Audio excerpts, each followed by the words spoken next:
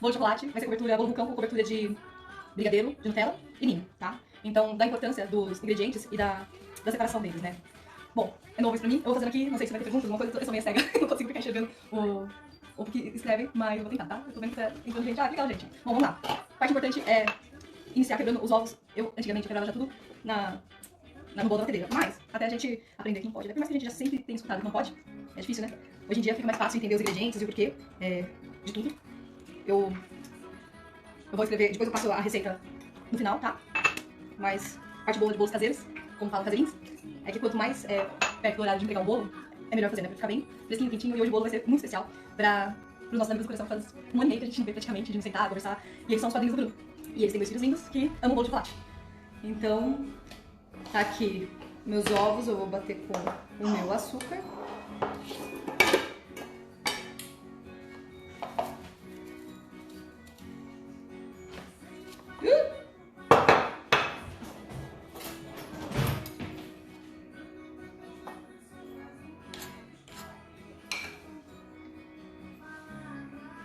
Desde quando eu comecei a retirar o açúcar da minha alimentação, eu comecei a diminuir os açúcares também das receitas e fazer teste, né? Porque o açúcar, quando você vai fazer um método direto, que é o bolo no liquidificador, o açúcar entra como parte do líquido. E daí, se você diminui muito, faz diferença na receita. Então, aos poucos eu vou fazendo testes, vou refazendo receitas e vou anotando, né? Porque não adianta nada fazer teste sem anotar. Bom, a gente coloca o ovo e o açúcar e deixa...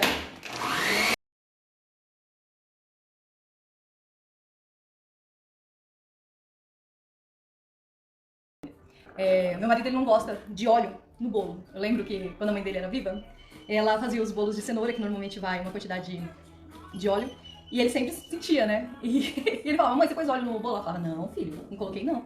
Aí ele comia e falava assim, mãe, tá com gosto de óleo? Não, só coloquei um pouquinho. Mas, não é. É que antes de você começar a estudar, confeitaria, essas coisas, fala, coloca óleo. Na receita você coloca qualquer óleo, né? E normalmente o que a gente tem na nossa cozinha, não sei, né, se é todos, mas normalmente na minha sogra, era óleo de soja. E óleo de soja dá um gosto residual, assim, absurdo. Aí você troca por óleo de milho, óleo de girassol, e você percebe que realmente não deixa o sabor. E o óleo é muito importante na receita, porque ele traz a umidade do bolo.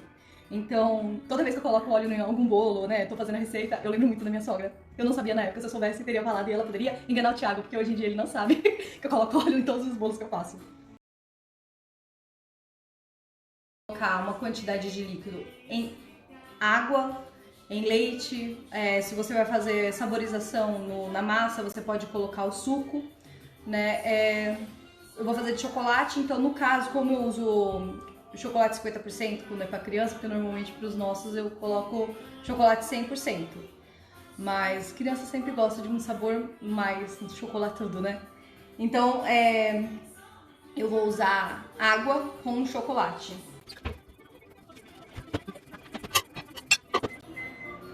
E quando você usa chocolate na receita, o líquido é bom estar quente para ele dissolver melhor, tá? Então, são todas as coisas que eu tive que aprender na marra.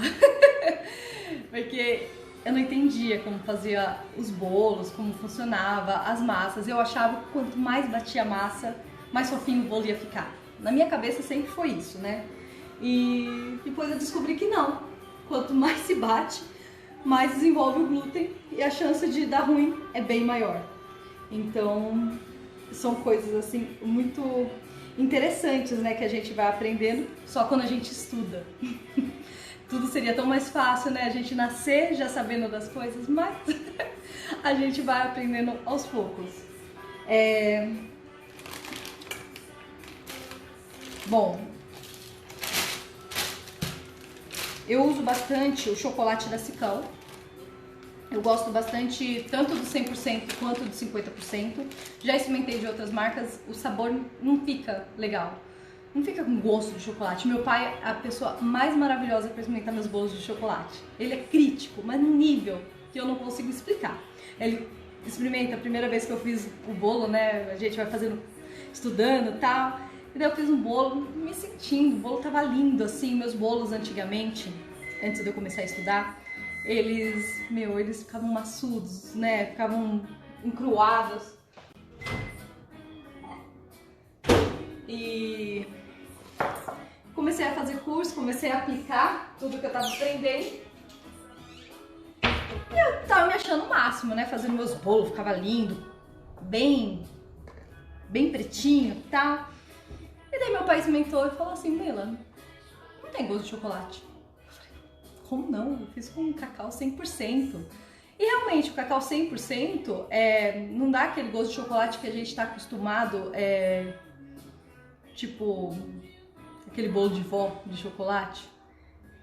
E daí eu percebi que realmente cacau não dá aquele gosto de chocolate. Agora chocolate em pó, que é cacau misturado com açúcar, é uma mistura assim que eles colocam, daí começa a dar o sabor de chocolate. E meu pai, ele é um formiga, né? Então eu levo muito em consideração o que ele fala, porque ainda mais quando é pra criança, as opiniões dele querendo ou não, que as crianças dão. Então ele e a Bia são maravilhosos pra dar opinião em bolo.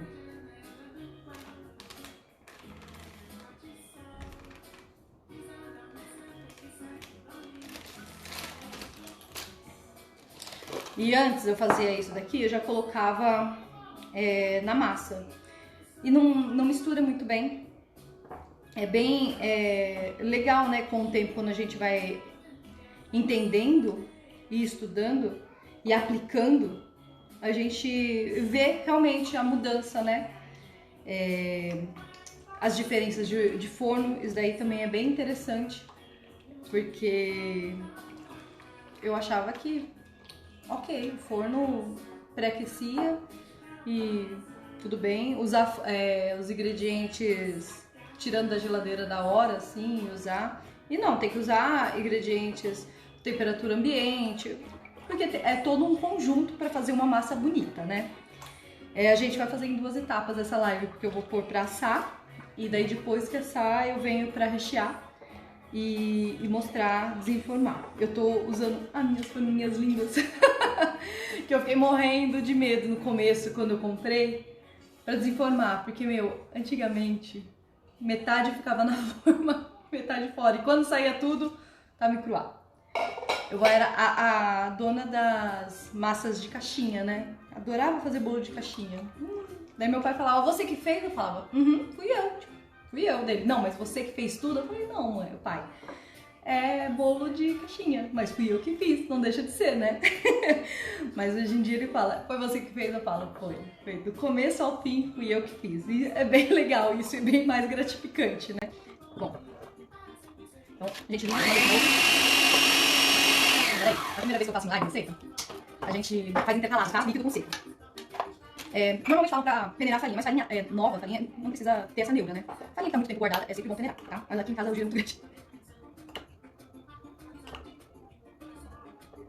É interessante também que hoje em dia eu sei que uma colherada de farinha dá por volta de 30 gramas. Não sabia antes, que nem dos ovos. Os ovos que eu compro, que é o jumbo, 60 gramas. E os normais menores são 50 gramas. Eu não sabia que tinha que pesar unha. Eu não entendia o porquê disso. E é bem legal, porque tem tudo um sentido quando você começa a estudar todos os ingredientes. E falar nisso, vocês têm interesse de saber a ação de cada ingrediente na receita? Porque assim, eu tô fazendo teste, gente. Sinceramente, essa live também é um teste. Tô fazendo teste pra saber o que vocês querem. Eu vejo que vocês têm muito interesse em saber sobre a parte mais técnica de vendas, a parte financeira. Eu acho legal porque eu gosto disso, eu sou vendedora. Então isso me chama muita atenção também pra fazer. Essa parte normalmente quem fazia sempre foi a Bia. Eu sempre estudei para ensinar a Bia. Então assim, é interessante isso, porque eu nunca pensei na vida de confeiteira, né? Eu fazia por terapia, eu sempre fiz os bolos da Bia de aniversário. Um dia eu vou postar aqui os bolos dela. Teve uns que, assim, os meus bolos sempre foram muito gostosos.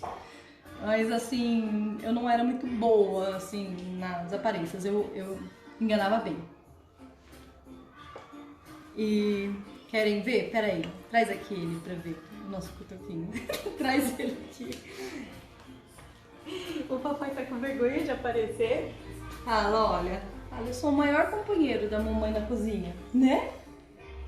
Né? Fala, eu só não posso comer nada. Olha lá, quem tá ali? Ó o neném na câmera ali, ó.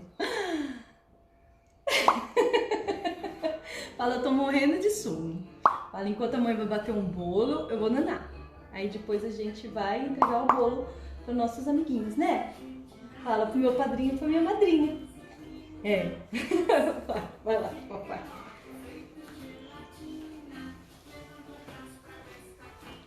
Bom, então como falado, eu nunca me imaginei estar aqui na frente das câmeras falando com você sobre bolo. Já poderia ter pensado em falar sobre qualquer coisa, mas né? E a confeitaria ganhou meu coração. Eu estudando para ensinar a Bia, na pandemia a gente ficou trancada em casa, né? Eu tava grávida, gravidez de risco e tudo mais. E a gente ficou muito tempo trancada, então teve uma época que ela começou a ficar muito quieta, muito triste. Quem conhece a Bia sabe que ela não é assim. E eu comecei a me preocupar. E eu comecei a pensar o que eu poderia fazer pra tirar isso dela, né? E ela sempre amou ver aqueles programas de culinária, de decoração, tudo desde pequenininha, não só, né, na pandemia. Falei, bom, comecei a estudar a possibilidade do que fazer e achei no máximo fazer um curso de confeitaria. Eu falei com ela topou e a gente começou a fazer. Com o tempo eu percebi que ela não queria estudar, ela queria colocar em prática. Então eu comecei a estudar e eu ensinava ela, explicava o porquê de cada ingrediente, como fazer para dar certo, não dá. E ela vinha aqui, eu filmava ela e a gente gastou nosso tempo da pandemia assim. E começou a virar trabalho, né? Os amigos começaram a querer experimentar, a querer pedir, e daí eu falei, bom, por que não? E daí a gente montou a Cabe Brute. Meu marido sempre embarca nos meus sonhos loucos, né? E ele falou, por que não? E eu falei, ok. E a Cabe Brute nasceu desse jeito, né, nesse intuito. Peraí. Isso. E deu muito certo. E no começo a gente fazia bolos decorados, espatulados com buttercream, porque esse era o intuito do curso e nós tivemos uma professora maravilhosa. E só que assim, bolo decorado sai de vez em quando, né? Uma festa, uma comemoração. E todo mundo queria experimentar o bolo, só que não queria um bolo inteiro. E daí surgiu a ideia do quê? Dos bolos de pote. Cara, foi sucesso. E só que minha licença de maternidade já estava acabando. E daí eu falei, e agora? Daí a Bia falou, e a Bia já estava fazendo há algum tempo. Toda semana a gente tem pedido, tem entrega. E eu falei, bom, eu posso te ajudar à noite, né? Durante o dia eu trabalho, à noite eu te ajudo e a gente continua assim. E ela começou a pagar a escola dela. Eu acho a coisa mais lindinha. Ela começou a pagar a escola dela com o dinheiro da confeitaria. E começou a ser assim maravilhoso. Voltei a trabalhar. Com todas as mudanças da pandemia, a minha parte do trabalho também começou a dar uma caída, né, financeira falando. E o dinheiro da confeitaria começou a ser muito importante pra gente. Então, à noite, eu ajudava ela e a gente fazia vendas. E começamos a vender para amigos, para clientes que nos conheciam pelo Instagram. Chegou ao ponto de eu ir comprar ingrediente na loja e uma pessoa olhar para mim e falar, você é a mãe da Bia? Eu falei, oi? Eu descobri que a Bia era famosa e eu nem sabia que ela era. E eu achei meio interessante, né? Numa brincadeira, assim, numa terapia que era para descontrair a cabeça, a gente começou a empreender de verdade. E é muito engraçado, porque a gente não consegue perceber isso até acontecer. Até a gente ver mesmo. É que nem os bolos. A gente não sabe que dá certo até começar a ver dar certo. E daí, depois que a gente começa a estudar, difícil é dar errado, né? Eu ainda brinquei, eu falei, nunca mais eu fiz um bolo que encruou. Isso daí, assim, ó, é uma alegria tão grande, porque hoje em dia eu também tô fazendo com a Bia, porque antes a Bia que vinha, a Bia batia massa, a Bia faz todas as partes que não ia pro fogo, porque ela tem medo de fazer brigadeiro, porque às vezes pode espirrar na mão e ela tem medo de se queimar. Então eu sempre fiquei com a parte dos recheios e ok, e ela ficava com toda a parte do resto, e agora eu tô vindo pra cá e fazendo e vendo o quanto é maravilhoso ver mesmo que tudo dá certo. Então, olha, agora a gente bate novamente, deu uma murchadinha, bate novamente e vai intercalando o líquido com a farinha. E é bem interessante porque é nessa parte que a gente não pode demorar. Não é uma lógica ficar batendo farinha para o bolo ficar fofo. Não, gente. Tem que ser rápido para o glúten não desenvolver, tá? Então, o meu forno já tá também pré-aquecido a 180 graus e daí daqui para lá rápido e depois a gente continua na parte do... A gente bate um pouco para não espirrar a farinha para tudo que é lado, que já aconteceu aqui.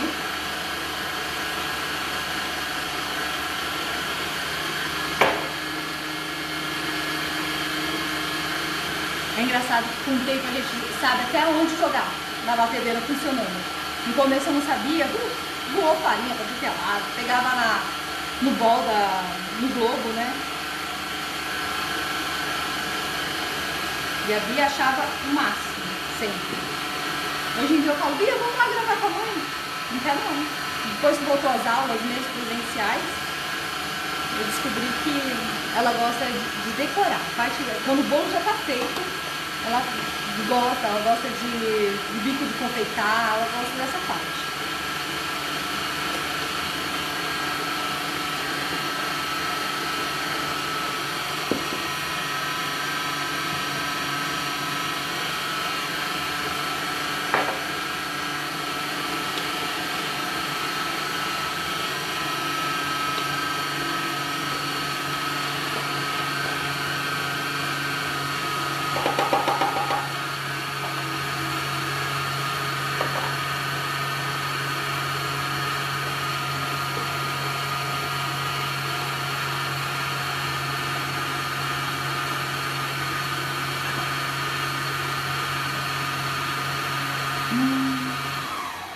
O cheiro de bolo de chocolate é muito bom.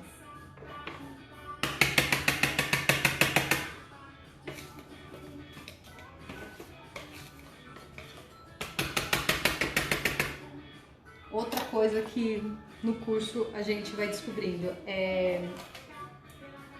eu untava, sempre untei forma, né? E eu untava toda a forma. E na verdade você não tem necessidade de untar toda a forma, né? Porque se você coloca gordura na lateral da forma, né? Ou com manteiga, margarina ou óleo, não sei como vocês untam, a massa acaba não crescendo por inteira e por isso que acaba fazendo aquele vulcãozinho, sabe? Porque limita o crescimento da massa e daí ela continua crescendo só no meio. E daí, na primeira vez eu não acreditei, falei, bom, vou fazer porque tá falando pra mim fazer, mas não tô acreditando muito. E deu super certo e realmente tem sentido, né? E aprendi a usar desmoldante, cara. Isso daqui é o sonho, porque odiava untar forma. Ai, sabe, com pincel, com a mão, com papel toalha, já tentei de todos os jeitos. E não. Bom, você só passa na parte de baixo e não passa nas laterais. Então, e essa daqui eu fiquei com medo até porque... O menino já tá chorando. Porque ela é desenhada, né? Bom, para duas formas, tá? Espera um pouquinho.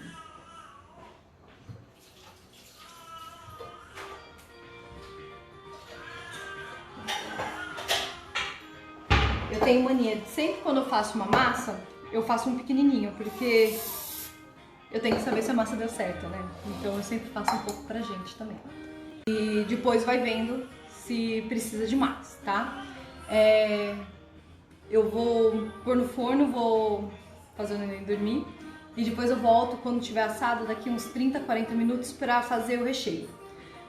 Brigadeiro normalmente a gente faz com antecedência porque ele precisa de um tempo para descansar, não se usa brigadeiro quente, tá? E ainda mais quando é o brigadeiro com Nutella.